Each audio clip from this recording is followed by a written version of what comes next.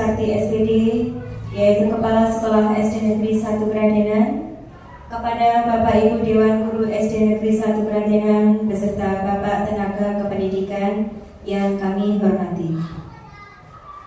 Syukur alhamdulillah, marilah kita panjatkan kepada Allah Subhanahu wa taala atas segala limpahan rahmat dan hidayahnya, sehingga kita pada pagi hari ini dapat mengikuti kegiatan diseminasi pemahaman dan penerapan pengalaman budaya positif di SD Negeri 1 Kradenan dalam keadaan sehat walafiat. Amin. Bapak Ibu yang kami hormati, kedua kalinya salawat serta salam semoga senantiasa tercurahkan kepada junjungan Nabi besar kita, Nabi Muhammad SAW. Semoga kita semua mendapatkan syafaat beliau di hari akhir nanti. Amin. Pada pagi hari ini, susunan acara diseminasi pemahaman dan penerapan pengalaman budaya positif adalah sebagai berikut. Yang pertama, pembukaan. Yang kedua, menyanyikan lagu Indonesia Raya. Yang ketiga, sambutan kepala sekolah. Yang keempat, penyampaian materi diseminasi. Dan yang kelima adalah penutup. Baik Bapak Ibu yang kami hormati, marilah acara ini kita buka bersama-sama dengan bacaan basmalah, dengan harapan semoga acara pagi hari ini dapat berjalan lancar, membawa keberkahan bagi kita semua. Bismillahirrahmanirrahim. Dirangkai dengan acara yang kedua, yaitu menyanyikan lagu Indonesia Raya. Bapak Ibu dimohon berdiri.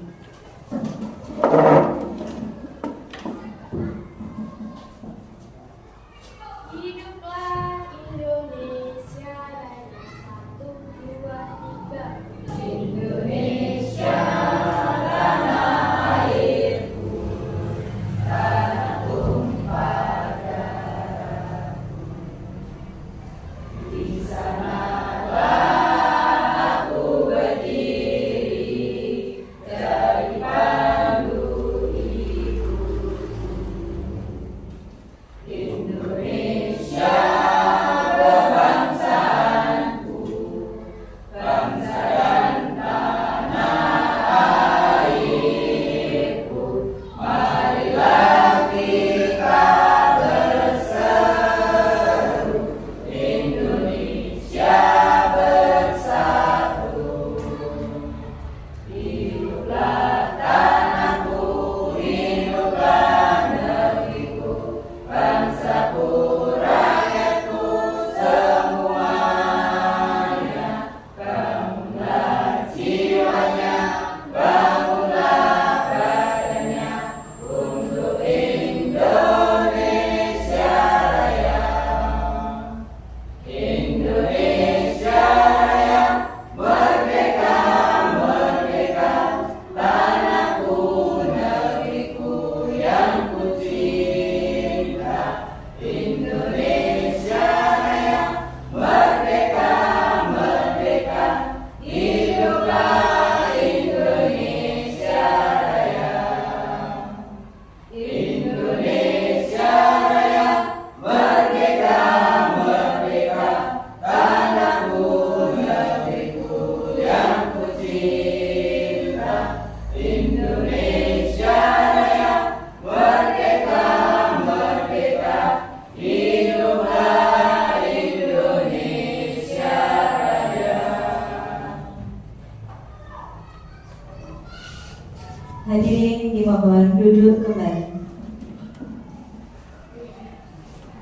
Acara yang ketiga, sambutan dari kepala sekolah kepada Ibu Suparti SPD, disilakan.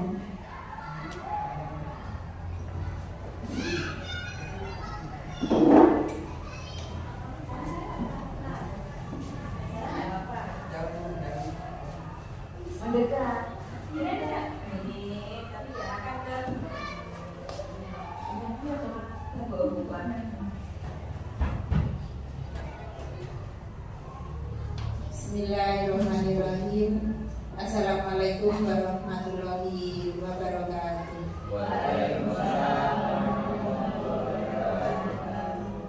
Kepada Bapak Ibu Dewan Guru SDN 1 Kerajinan yang saya hormati, marilah pada kesempatan ini kita panjatkan puja dan puji syukur kehadirat Allah Subhanahu wa Ta'ala yang telah memberi rahmat, hidayah dan inayah kepada kita semua, sehingga kita pada pagi hari ini bisa berkumpul di gedung SDN 1 Kerajinan ini tanpa ada halangan suatu apapun. Amin ya rabbal alamin.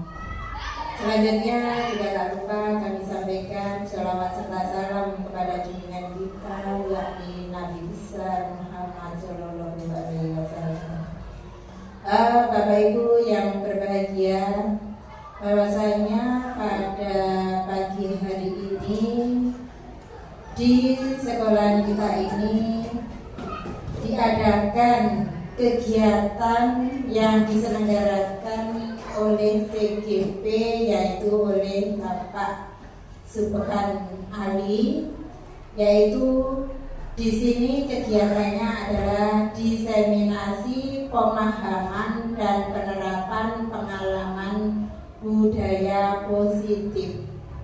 Bapak Ibu yang berbahagia, marilah dengan adanya kegiatan TGP ini, karena kegiatannya juga bagus, monggo kegiatan ini kita dukung, ya, kita motivasi sehingga perjalanan Pak Ali dalam melaksanakan tugasnya selaku TGP ini nanti bisa berjalan lancar, sukses tanpa ada kendala suatu apapun.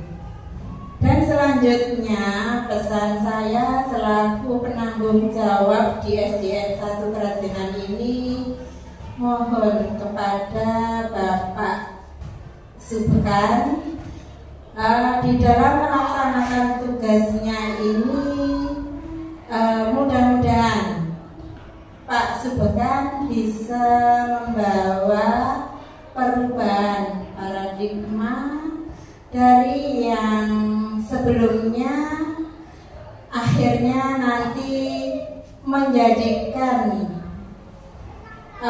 perubahan paradigma yang positif, yang bisa mengembangkan sekolah ini prestasinya lebih meningkat dari sebelumnya. Suatu contoh saja nanti, karena ini adalah kegiatan diseminasi pemahaman dan penerapan pengalaman budaya positif, otomatis ini nanti pasti Pak Subhan harus bisa, ya, setelah kegiatan ini bisa menerapkan ini di sekolah, sehingga anak didik kita menjadi anak didik yang lebih baik, lebih disiplin, lebih bertanggung jawab dibanding dengan sebelumnya. Itu pesannya dari saya selaku penanggung jawab di SDN 1 Kerajinan ini. Begitu nggih Pak Subhan. Mudah-mudahan acara atau kegiatan pada pagi hari ini nanti bisa berjalan dengan lancar, sukses tanpa ada kendala suatu apapun. Bapak Ibu yang saya hormati atau yang berbahagia, mungkin hanya itu yang bisa saya sampaikan pada pagi hari ini. Ada kurangnya saya mohon maaf yang sebesar-besarnya. Kami akhiri sekian saja. Billahi taufiq wal hidayah. Assalamualaikum warahmatullahi wabarakatuh.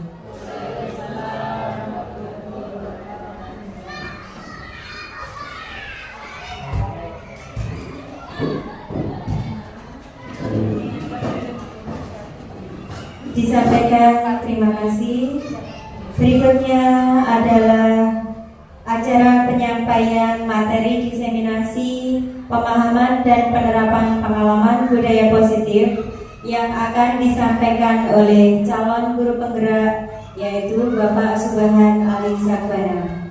Kepada beliau disilakan.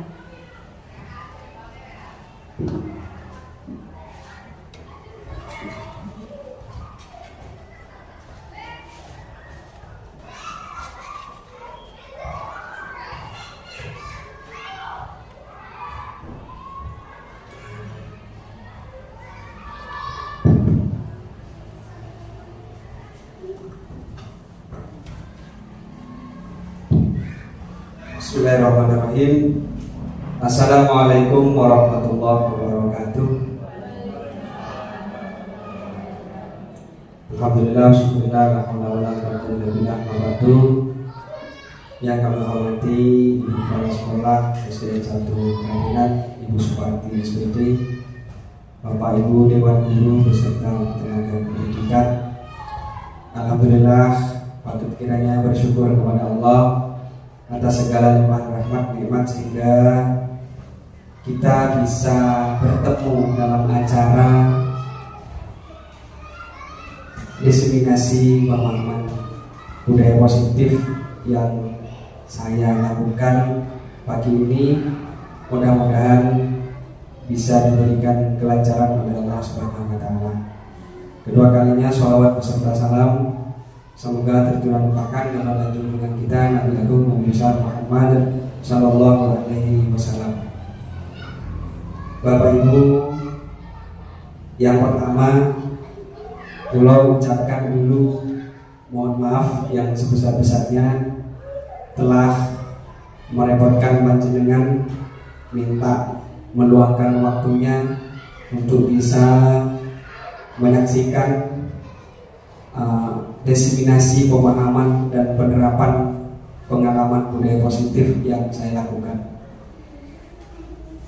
Yang kedua, berterima kasih banyak telah meluangkan waktunya juga untuk saya bisa presentasi diseminasi budaya positif ini. Langsung saja Bapak Ibu yang saya hormati, yang pertama ini adalah acara kami diseminasi pemahaman dan penerapan pengalaman budaya positif dari perjalanan kami, perjalanan saya selaku guru penggerak. Sudah banyak sekali ilmu yang bisa saya dapatkan mulai dari modul 1.1 bahwa kami mendapatkan ilmu hari ini berkaitan dengan diseminasi ini adalah modul 1.4 yang mana di modul paket 1 ini adalah yang terakhir. Jadi langsung saja yang pertama saya akan menyampaikan pengalaman budaya positif yang saya pelajari. Kemudian di sini disampaikan juga peran guru. Jadi peran guru dalam menciptakan budaya positif di sekolah. Jadi seperti apa kita memang dituntut agar kita bisa berperan dalam menciptakan budaya positif di sekolah. Nah, tujuannya dalam pendidikan menurut Bapak Ki Hajar Dewantara adalah pendidikan adalah menuntun segala kekuatan kodrat yang ada pada murid agar mereka sebagai manusia dan anggota masyarakat dapat mencapai keselamatan dan kebahagiaan yang setinggi-tingginya. Nah, ini Bapak Ibu, tadi disampaikan bahwa pengalaman budaya positif. Apa sih budaya positif itu? Nah, budaya positif adalah merupakan perwujudan dari nilai-nilai atau keyakinan universal yang diterapkan di sekolah. Budaya positif di sekolah tidak dapat diciptakan secara instan. Dalam penerapan budaya positif di sekolah diperlukan tuntunan dan tauladan dari seorang guru. Jadi tidak bisa kita lakukan budaya positif ini secara mendadak, instan. Tapi kita selaku guru harus bisa menjadi tauladan, mencontohkan bahwa dari kita harus melakukan budaya positif itu sehingga kita bisa menularkan kepada murid-murid kita.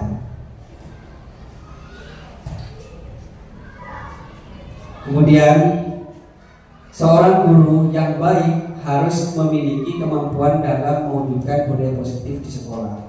Jadi kami dituntut di pembelajaran guru penggerak ini agar kami bisa menjadi guru yang memiliki kemampuan dalam mewujudkan budaya positif di sekolah. Budaya positif tersebut dapat dijalankan dengan menerapkan konsep-konsep dasar, yaitu disiplin positif, memahami motivasi perilaku manusia berkaitan dengan hukuman dan penghargaan, posisi kontrol seorang guru, membuat keyakinan kelas atau sekolah, dan menerapkan segitiga restitusi dalam menyelesaikan masalah. Jadi ada beberapa konsep-konsep dasar yang perlu kita pahami dan kita terapkan di sekolah. Jadi saya di sekolah ini punya 2 senior yang sudah menjadi guru penggerak, yang kedua masih dalam proses, yaitu Bu Yuyun, insya Allah sebentar lagi sudah bisa menjadi guru penggerak. Nah ini saya akan banyak belajar mengenai berkaitan dengan segitiga restitusi. Jadi ini Bapak Ibu, bahwa kita di sekolah harus bisa memahami motivasi perilaku manusia berkaitan dengan hukuman dan penghargaan. Nah, ini nanti akan ada penjelasan bagaimana seperti apa untuk menerapkan segitiga restitusi. Nah, ini disiplin positif. Seperti apa disiplin positif? Yang pertama, cara penerapan yang disiplin yang mengajarkan anak bertanggung jawab dan menumbuhkan kesadaran diri berdasarkan nilai-nilai kebajikan. Jadi kita itu mengajarkan kepada anak agar anak tersebut, murid tersebut bisa punya rasa tanggung jawab. Jadi itu yang pertama, menumbuhkan bahwa pentingnya kesadaran diri. Misal contoh bahwa membuang sampah kepada tempatnya. Jadi kita tidak harus menghukum. Jadi saya pribadi khususnya yang biasanya melakukan tidak sesuai dengan disiplin positif, maka pelan-pelan harus berubah untuk sesuai dengan itu. Yang kemudian berdasarkan nilai-nilai kebajikan. Yang kedua, lebih ke arah disiplin diri yang dapat mengontrol diri dalam melakukan segala tindakan. Jadi tetap kita yang sering sudah dilakukan adalah mendisiplinkan diri, yang sudah sering disampaikan oleh Ibu Kepala Sekolah terhadap guru, lebih-lebih kepada siswa-siswi kita di SDN 1 Keradenan. Insya Allah hal mendisiplinkan diri terhadap anak dan mengkontrol diri dalam melakukan tindakan yang baik itu insya Allah sudah banyak dilakukan di SD kita. Kemudian yang ketiga, dapat membuat murid memahami dan menyadari akan motivasi internal bukan eksternal akibat dari paksaan, ujian atau hukuman. Artinya bahwa murid harus memahami betul bahwa menyadari akan motivasi internal bukan hanya eksternal akibat dari paksaan. Jadi tidak karena paksaan dari orang lain. Jadi kita sebagai guru harus bisa menyadarkan anak bahwa kesadaran secara internal dari diri anak tersebut, bukan dari guru, bukan dari orang lain. Lanjut.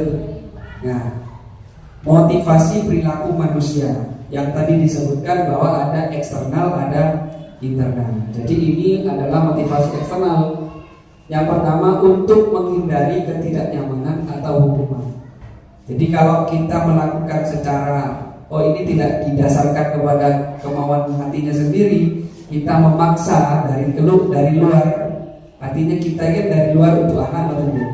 Jadi untuk menghindari ketidaknyamanan atau hukuman, pasti nanti murid kita kalau kita melakukan itu pasti ada rasa tidak nyaman dan merasa ada, wah ini saya kena hukuman, dan itu sebelumnya sering saya pribadi lakukan. Mungkin ini perlu kita ubah sama.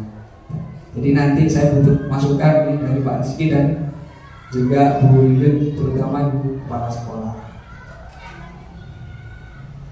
Terus yang kedua adalah motivasi internal untuk menjadi pribadi yang mereka inginkan dan menghargai diri sendiri dengan nilai-nilai yang mereka percaya.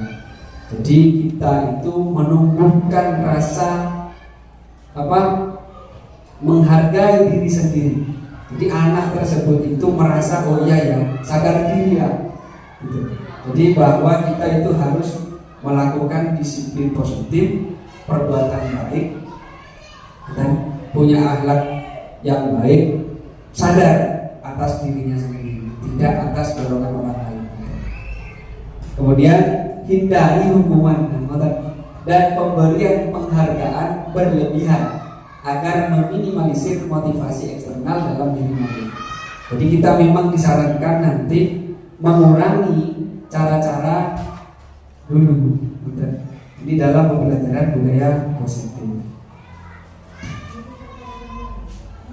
Nah, ini berkaitan dengan dihukum oleh penghargaan. Artinya kita menghukum bukan selalu kita menghukum dengan sesuatu yang menyengsarakan, tapi ini penghargaan itu juga bagian dari hukuman yang dilakukan.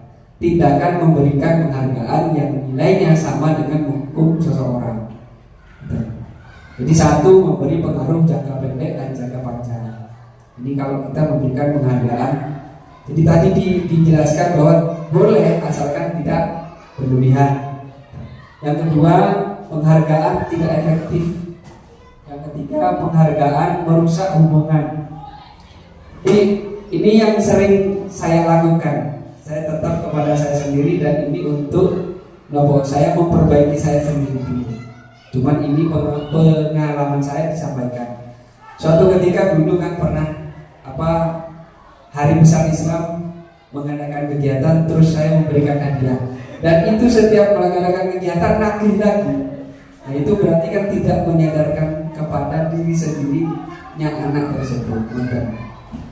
Terus penghargaan mematikan kreativitas. Jadi anak-anak itu kalau ada penghargaan semangat karena hadiah, tidak karena inovasi sendiri. Terus yang keenam, penghargaan menghukum motivasi dalam diri atau intrinsik. Nah ini adalah peran guru harus bisa mempunyai posisi kontrol tersebut. Ada 5 posisi kontrol seorang guru. Yang pertama penghukum, kedua pembuat merasa bersalah, ketiga teman, pemantau, dan yang kelima manajer. Nah, penghukum ini penghukum.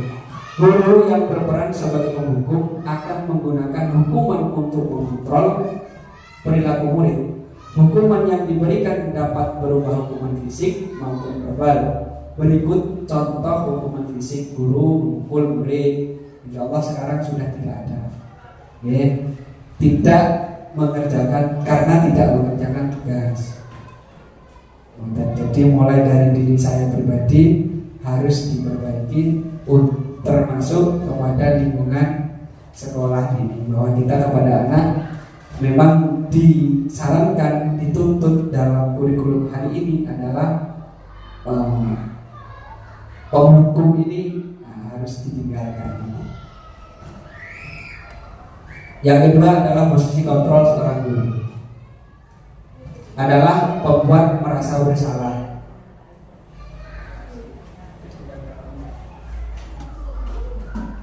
Posisi kontrol membuat merasa bersalah. Pada posisi ini biasanya guru atau orang tua akan bersuara lebih lembut. Membuat rasa bersalah akan menggunakan keheningan yang membuat orang lain merasa tidak nyaman, bersalah atau rendah diri. Kata-kata yang keluar dengan lembut. Jadi pembuat merasa bersalah itu bukan berarti salah yang dilakukan guru. Jadi posisi kontrol seorang guru itu memang ada lima-limanya, tapi nanti yang paling tepat yang mana? Nah ini adalah membuat merasa bersalah. Jadi kita lembut, tapi kita itu mengarahkan anak agar anak tersebut itu merasa bersalah. Ini adalah posisi kontrol, membuat merasa bersalah. Terus yang ketiga adalah teman. Jadi guru memposisikan sebagai teman. Posisi kontrol guru sebagai teman. Pada posisi ini, bagaimana selayaknya guru bersikap? Tentunya guru tidak akan menyakiti siswa, tetapi tetap melaksanakan tugas sebagai pengontrol bagi siswanya melalui tindakan yang persuasif. Sebagai contoh, guru mengajak siswanya dengan berkata, ayo berpulang demi ibu ya, ayolah jangan begitu, jangan nakal dan lain sebagainya.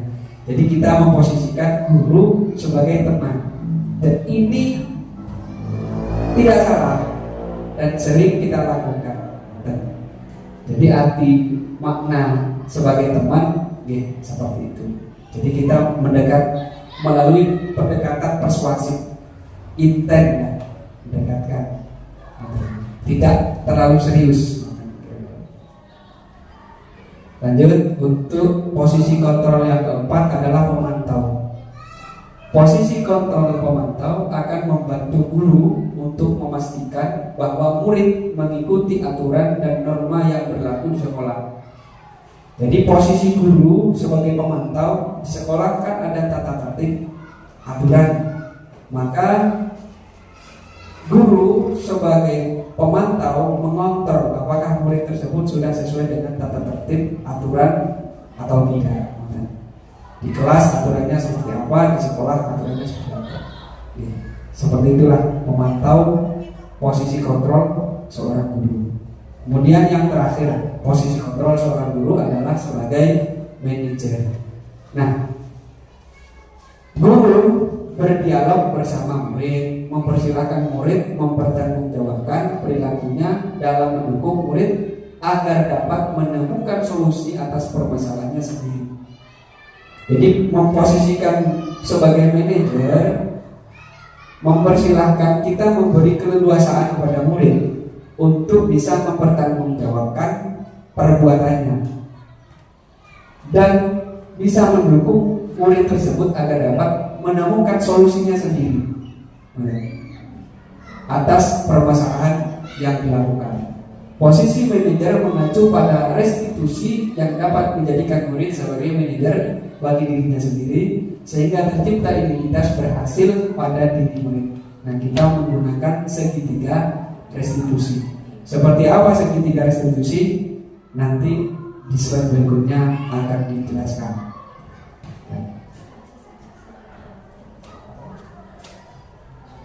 Nah, kemudian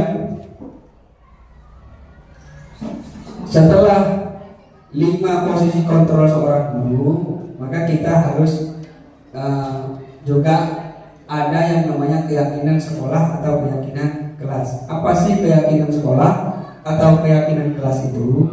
Guru berperan dalam mewujudkan terbentuknya keyakinan sekolah atau keyakinan kelas dengan adanya kesepakatan antara guru dan murid. Jadi dalam ini lebih kita membahas dalam kelas ini. Maka kita harus mempunyai bentuk keyakinan yang bisa disepakati antara murid dan guru. Nah, insya Allah di beberapa kelas ini sudah dilakukan. Jadi kesepakatan kita itu disepakati oleh semua siswa. Di kelas 6, di kelas 1 kayaknya Bu Vivi juga sudah membuat kesepakatan di kelas tersebut antara guru dan murid. So, di sekolah kami sudah beberapa kelas sudah melakukan itu. Jadi kesepakatan ini tidak semerta-merta membuat kesepakatan yang di situ ada imbal. Jadi misal contoh kesepakatan dalam kelas, di saat jam pelajaran masuk, anak-anak harus sudah berada di dalam kelas 5 menit sebelum dan berdiri, misal begitu gitu. Terus kalau di dalam kelas saat mau keluar maka harus izin dulu, salah satunya begitu. Jadi membuat kesepakatan semacam itu.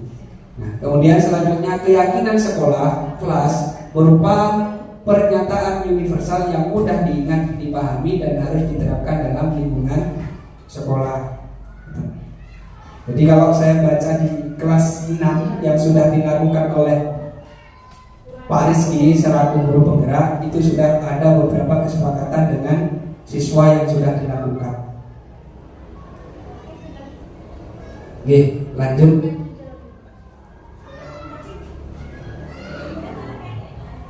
Nah, ini contoh-contoh keyakinan sekolah atau keyakinan kelas yang perlu kita lakukan.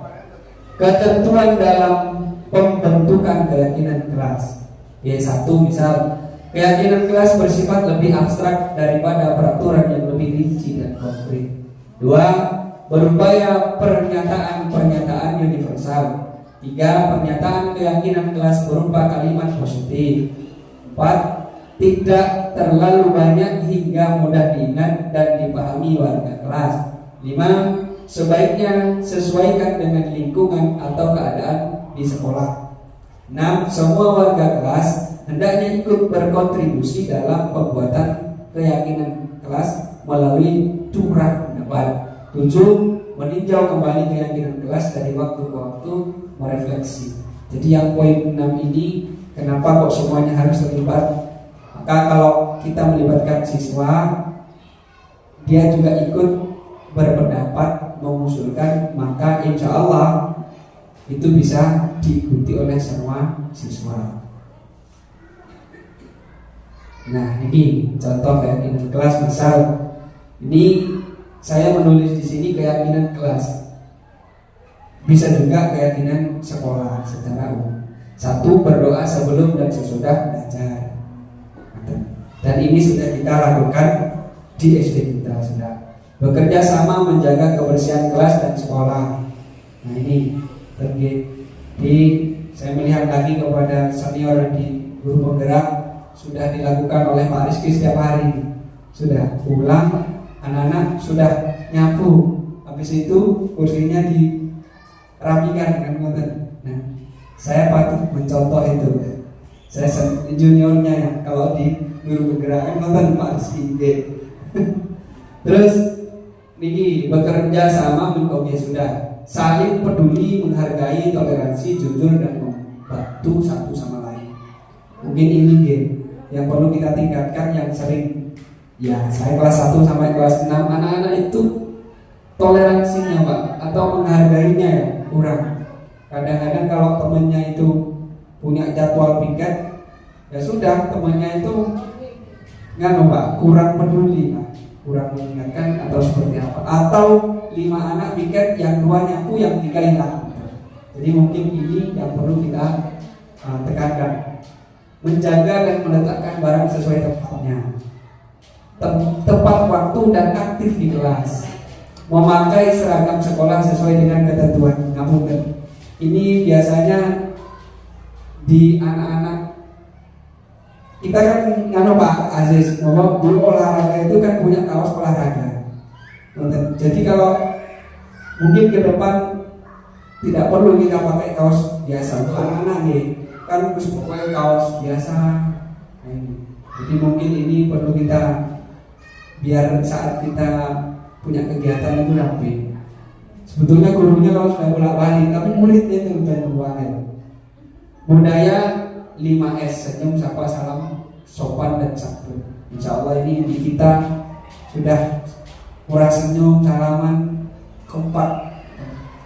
Saya sangat terbantu dalam proses saya menjadi CGP ini.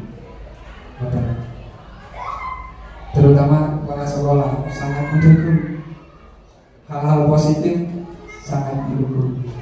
Nah ini yang sudah kita semua sudah melakukan sebetulnya tidak hanya di PAI. Salah satu contoh, misal kita tadi kesepakatan itu berdoa. Saya ajak kemarin tidak hanya di kelas tapi juga di musola.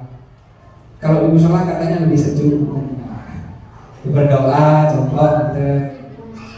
Nah ini video lah. Pernah saya ambil di kelas. Nah, bentar. Saksikan dulu ya.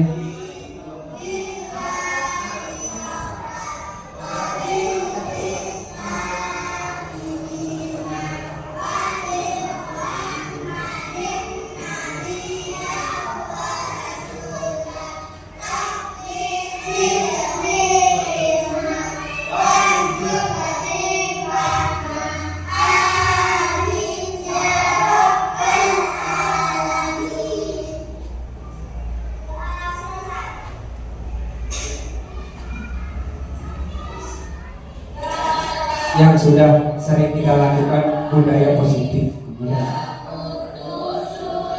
Kita saksikan dulu nikmati.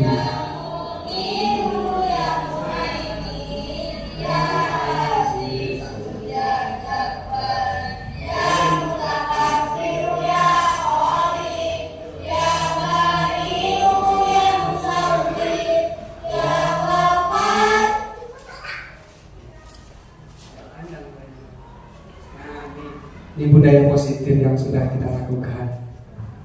Mungkin ya, tadi 5S kan kita sudah lakukan di SD kita ini, sudah luar biasa. Setiap hari bersalaman, kemudian memanfaatkan teknologi.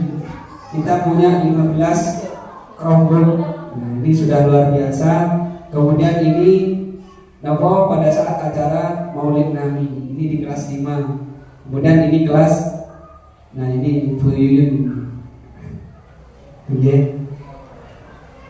Nah, itu tadi adalah keyakinan kelas yang contoh-contoh beberapa yang sudah kita lakukan dan kita tunjukkan.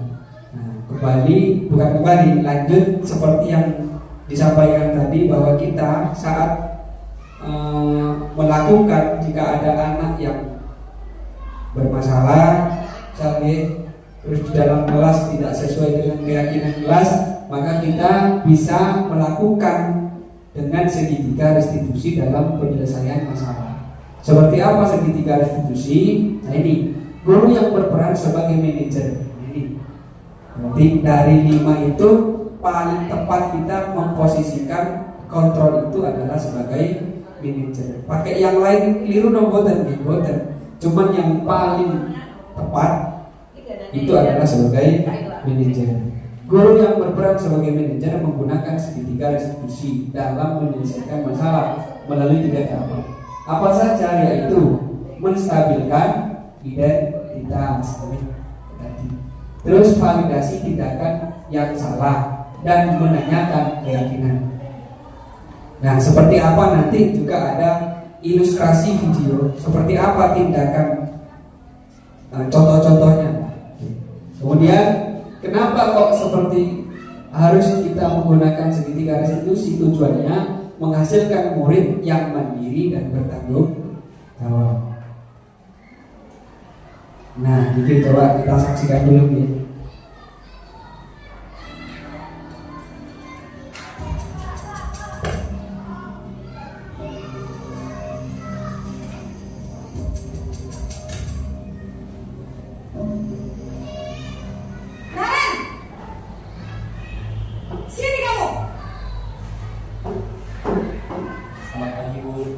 Selalu terlambat.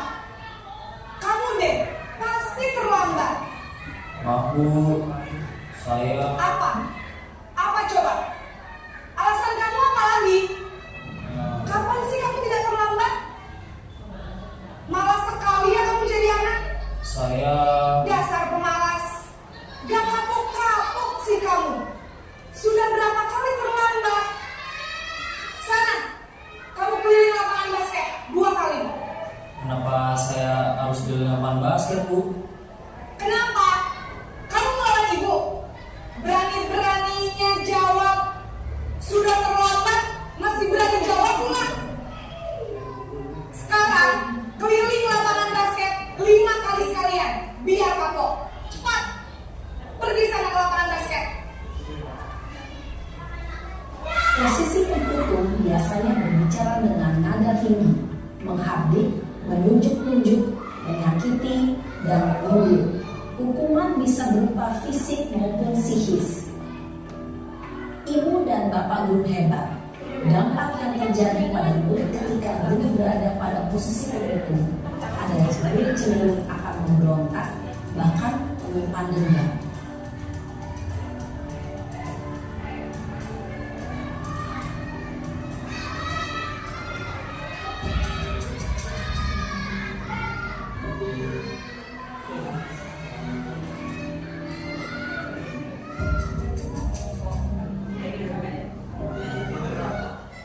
Kapan sih kamu tidak terlambat?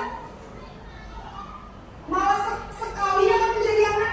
Saya Dasar pemalas, Mas. Gak kapok-kapok sih kamu. Sudah berapa kali terlambat? Wah, sudah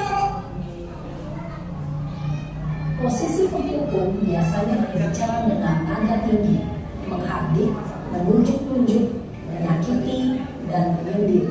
Hukuman bisa berupa fisik maupun psikis. Ibu dan bapak guru hebat. Dampak yang terjadi pada murid ketika guru berada pada posisi penghukum adalah murid cenderung akan memberontak, bahkan menyimpan dendam.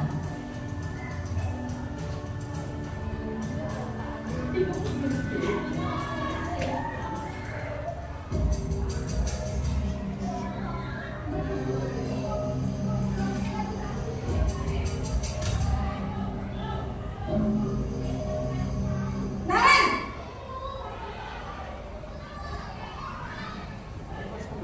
selamat pagi Bu. Naren, kamu kenapa terlambat lagi, nak? Ya Tuhan, Naren, kamu senang ya bikin ibu susah ya? Kalau kamu terlambat lagi, nanti ibu yang ditegur bapak kepala sekolah, nak. Disangka ibu tidak bisa membina kamu. Duh, gimana ini? Maaf Bu. Duh, Gusti Naren, kamu suka ya kalau ibu tegur bapak kepala sekolah? Terus, sekarang ibu harus tulis apa ya di buku absen? Ini kamu sudah sering terlambat loh. Ibu harus apa coba? Maaf Bu. Maaf sekali. Ya sudah, lain kali jangan bikin ibu susah lagi ya nak ya. Ibu tidak akan pulang lagi kalau kamu gini terus. Bisa jantungan kalau ibu ditegur bapak kepala sekolah. Sarah cepat kelas. Maaf ya Bu. Maaf sekali. Posisi pembuat rasa bersalah berbicara dengan nada tenang, cenderung lembut. Wah, sudah berapa ini nak? Mana lagi ya sayang? Iya Bu. Habis ibu saya udah menolongkan saya Bu. Kamu malah menyalahkan ibu kamu. Kamu bukan anak yang paling kencang. Kok terlambat sih? Iya Bu. Saya mau baru tadi. Jadi walaupun saya kencang tetap gak kencang ya Bu. Ya sudah Sarah, nanti lain kali lainnya lebih kencang lagi ya. Biar gak terlambat lagi. Bikin sama ibu, demi ibu. Bisa kan? Bisa lah Bu. Ya sudah sana masuk kelas. Ibu beresin urusan absen kamu. Bisa banyak mengingatkan tidak? Ada Bu. Kakak saya, Kak Emma. Ada lagi selain Kak Emma? Selain Kak Emma, ada ibu saya. Baik, jadi yang mengingatkan Naren adalah Kak Emma dan ibu kamu ya. Kira-kira akan mulai secara alarm kapan Naren? Setelah pulang sekolah, akan segera saya lakukan. Baik, jadi Naren akan setel alarm untuk bangun besok pagi dan akan diingatkan oleh kakak dan ibu dan Naren ya. Ada lagi yang mungkin perlu dilakukan Naren agar tidak terlambat bangun lagi. Tidak ada Bu. Baik Naren, terima kasih.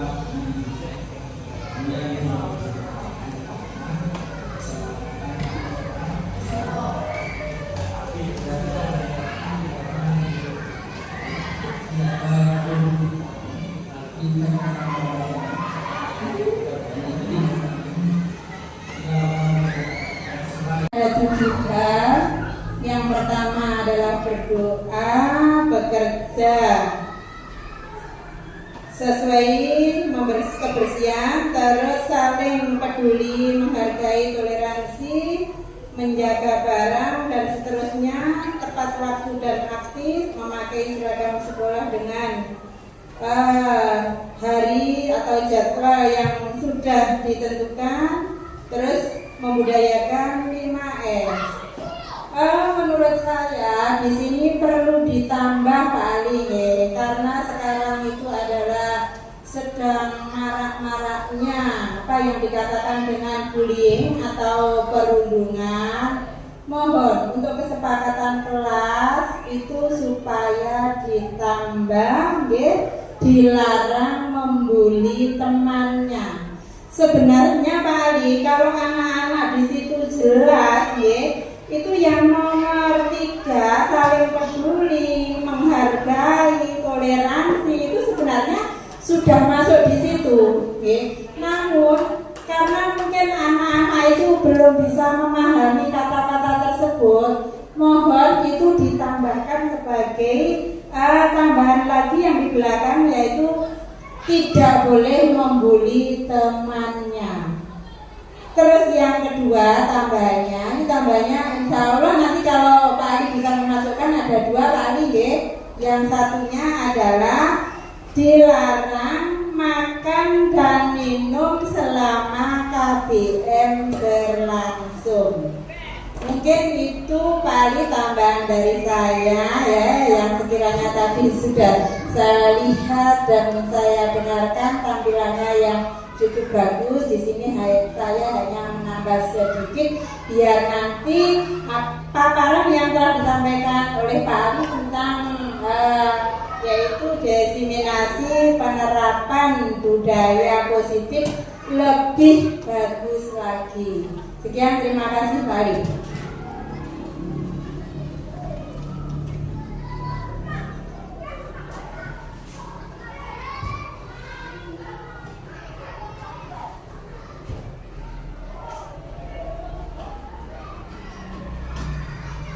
Oke, terima kasih Bu atas masukannya. Nanti akan kita tambah bahwa memang sangat penting untuk nopo di situ ditambah agar tidak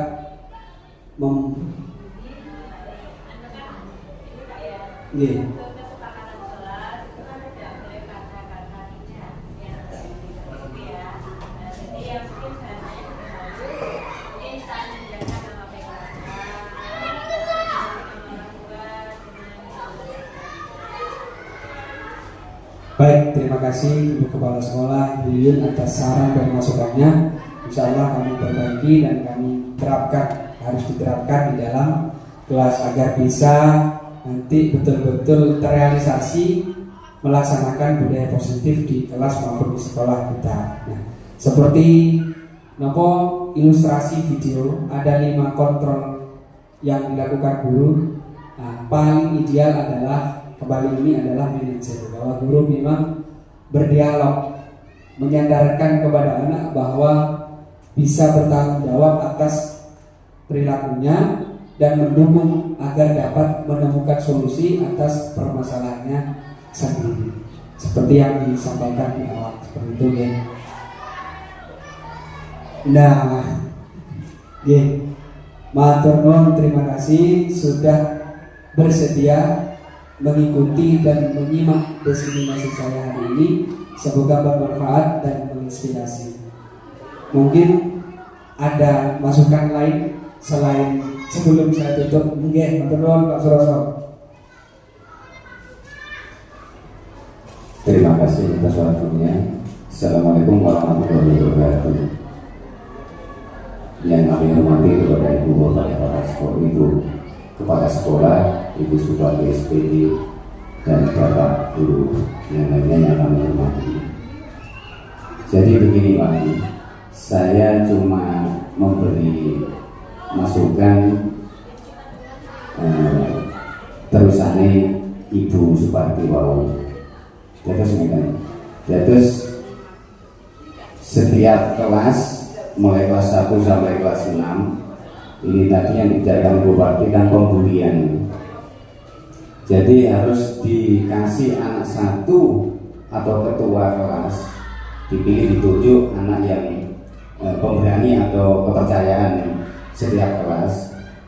Itu untuk mencatat anak siapa saja yang sering membuli atau merundung, sering mengeluarkan kata-kata kotor atau ibaratnya mengolok bapak atau ibu guru, bapak atau ibunya itu ya, orang tuanya itu. Jadi ditunjuk satu setiap kelas anak untuk mencatat biar anak itu agak jerar, agak takut. Jadi anak-anak itu biarpun misuh atau merundung kepada orang tuanya, kedua orang tuanya, itu biar agak mengurangi Pak, biar agak jelas. Jadi kalau tidak setiap kelas 1 sampai kelas 6 itu tidak ditunjuk setiap anak atau kepercayaan untuk mencatat anak siapa yang sering misuh atau sering merundung kedua orang tuanya, itu tidak akan ada selesai-selesainya. Cukup sekian dari saya. Wassalamualaikum warahmatullahi wabarakatuh. Waalaikumsalam warahmatullahi wabarakatuh.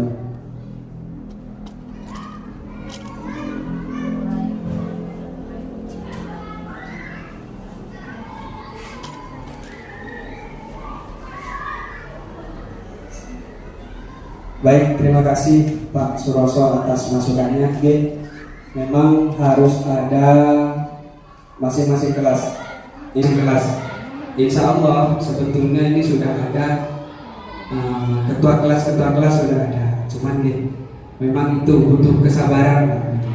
Jadi kita mungkin yang awalnya kita memposisikan sebagai teman, pemantau, ataupun tadi penghukum, maka harus bisa berubah kepada posisi manajer. Biasanya itu lebih menyadarkan anak secara internal, sadar diri, kira-kira. Baik, Bapak Ibu yang kami hormati, alhamdulillah diseminasi saya mulai dari awal sampai akhir, matur nuwun banyak atas dukungannya. Tidak banyak kelebihan, pasti banyak kekurangan. Dan dari penyampaian saya diseminasi ini hari ini, mudah-mudahan bisa bermanfaat dan bisa menginspirasi kepada pribadi saya sendiri, dan juga bisa mengalir kepada Bapak Ibu semua, khususnya kepada warga sekolah, bisa punya masa depan anak-anak yang bisa mempunyai budaya positif di sekolah kami, mengedepankan akhlakul karimah, tata krama yang bisa menggambarkan sebagai siswa yang punya profil Pancasila. Oke, terima kasih, itu saja dari saya, kurang lebihnya mohon maaf. Wallahul muwaffiq ila aqwamit thoriq. Wassalamualaikum warahmatullahi wabarakatuh.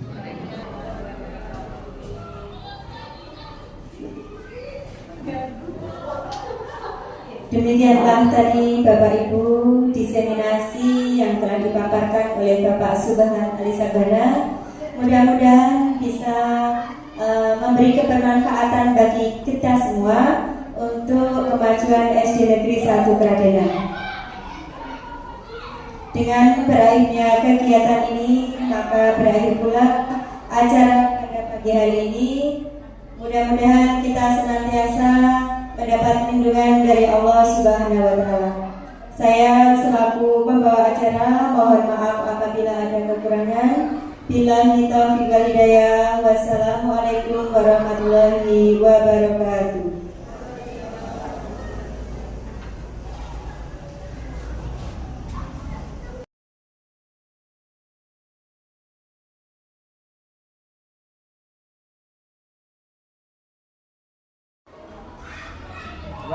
Anak-anak, kalau kalian berada di dalam kelas, kalian itu lebih suka kelas yang kotor apa kelas yang bersih? Kan nanti kalian akan membuat kesepakatan. Artinya mana saja yang membuat kelas ini bisa menjadi senang, bersih dan indah. Ya, yang pertama tadi, lebih baik kelas yang bersih apa yang kotor? Kemudian yang kedua, jika kalian, ini misalnya, jika kalian mau keluar kelas, maka harus apa? Misalnya di dalam kelas, kalian mau ke kamar mandi, ke toilet, maka kalian harus minta izin. Kemudian ada lagi, ini contoh nanti kalian tulis ya. Yang berikutnya, contoh, jika ada anak yang terlambat masuk ke dalam kelas, maka bukan dihukum, maka apa? Nanti begini, apa kesepakatannya itu? Saat kita masuk kelas tidak boleh